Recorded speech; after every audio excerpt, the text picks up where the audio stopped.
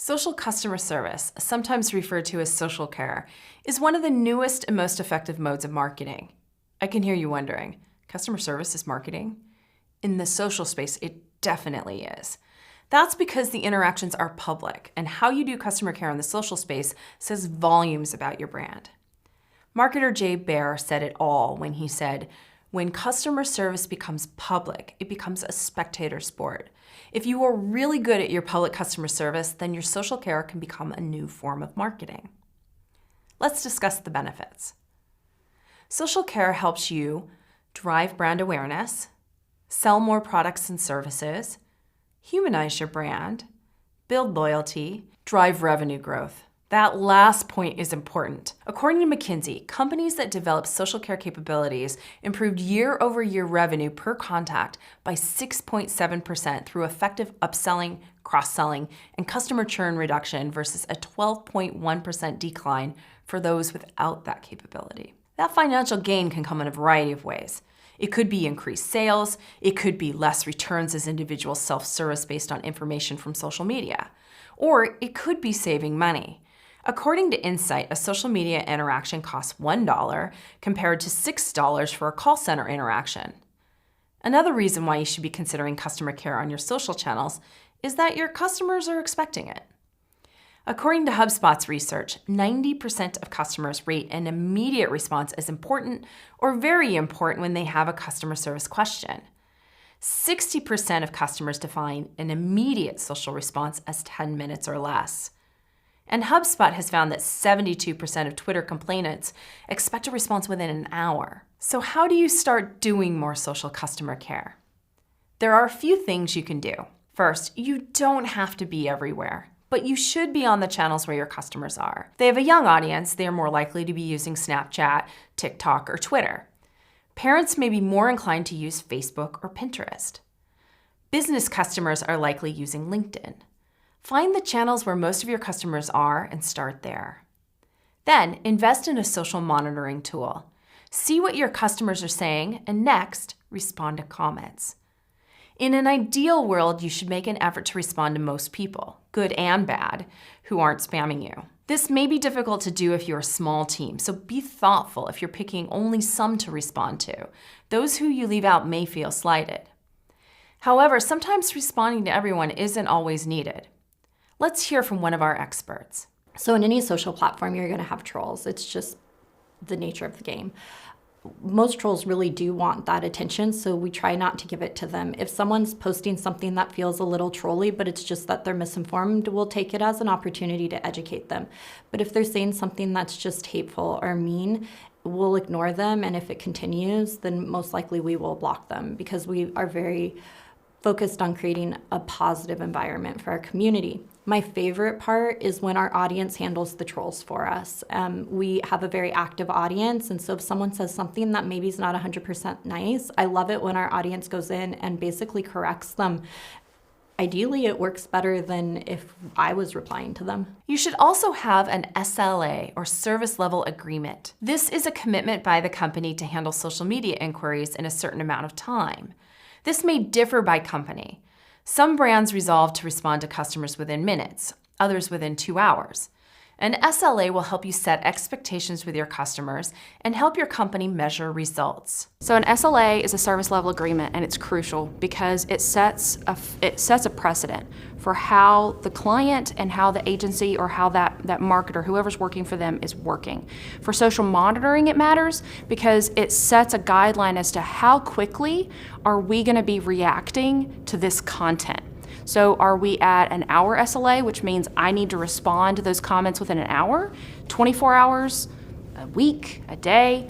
It sets expectations. So there's a clear understanding between those two parties, how they're going to work together. And there's also an understanding of what that means for the brand.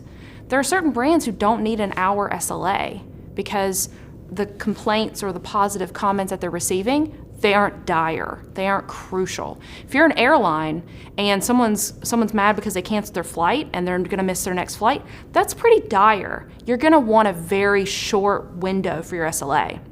Now, if someone doesn't like their burger and they just want to be able to get a refund, that can wait more and more time. That can be a few hours. That can take time. And it's also important to know what you need to respond to first. There's nothing wrong with having priorities, especially when it comes to escalating comments. If someone gets food poisoning from your food, from your restaurant, that's significantly more dire than someone who just had a rude waitress. Being able to know what needs to be acted on first is perfectly normal in an SLA. Along with this, you should create community guidelines or house rules. Tell your community how you will interact and keep civility within your channels. When do you delete Facebook messages? Do you allow vulgarity on your Facebook wall? Do you block trolls on Twitter? Be upfront and clear. Consider creating a dedicated handle for customer service to help keep your customer care and marketing messages separate. For example, @HubSpot Support, @Comcast Cares, and @Apple Support are all dedicated to helping customers. Go beyond just responding and seek out engagement. Use a social listening tool and look for unhappy customers who are not posting to your channels and offer to help. This is a measure of goodwill that may be unexpected, and the rewards are enhanced loyalty and word of mouth. Look for positive interactions too, and consider thanking them or resharing their content. Be authentic and human in your responses. When you use overly official language, you lose the real personality that your audience in social media craves. But be true to the tone of your brand voice. If you're a government agency, you may have a need to be more straightforward than a company that is selling some hip new beverage to millennials. Also, don't be defensive in your responses. Take the high road and treat the customer as generally right, even if they're not. Your kindness and respect in the face of opposition will say volumes to others watching. Commit a human resource to a response. Hire an agency if needed. If your company is serious about taking care of customers in social media and the traffic warrants it, dedicating a person on the team to responding to social questions within a specific time period is key. There are a number of agencies that help with moderation, including some that you see on this slide. Along with this, you may want to consider connecting your social customer care to an in-house customer care team or a call center customer care team. Many companies do what they can to triage situations in the social space, but then help to transfer a more complex problem to a specialized customer care group. To help you streamline your customer care activity, develop an FAQ, frequently asked questions, document, to use when responding. This is especially important if you get the same questions over and over. But the trick here is that you can't cut and paste. Well, at least not exactly. You need to tailor each message just a bit to show that there's a real person behind the scenes.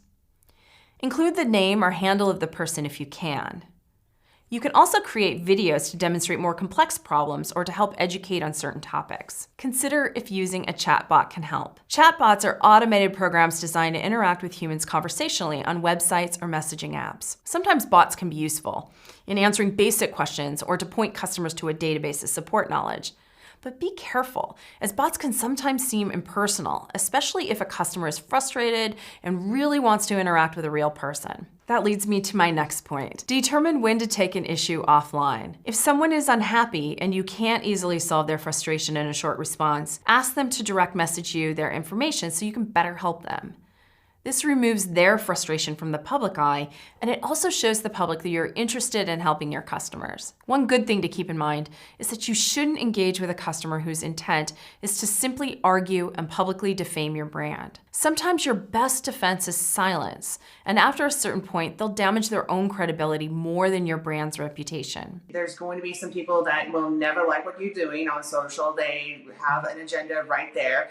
To basically feel that they have ownership of being negative to you. And you have to acknowledge that, but really spend the time that you can to focus on those who are supportive, that are engaging, and that really want the best for the community and for the brand involved. Also, it's a good policy to not delete or hide comments or posts unless they go against your clearly stated guidelines. Doing so may make your company appear deceptive and dishonest. Finally, consider creating a crisis response plan to provide a framework for social response. Make sure to define your company's communication network to be used in an emergency or crisis, be it physical, such as a natural event, or online, such as a social media faux pas that paints your company in a bad light. Understanding how to interact with your audience in public social channels and behind the scenes can help you build loyalty and affinity with your customers, while at the same time attract new prospects.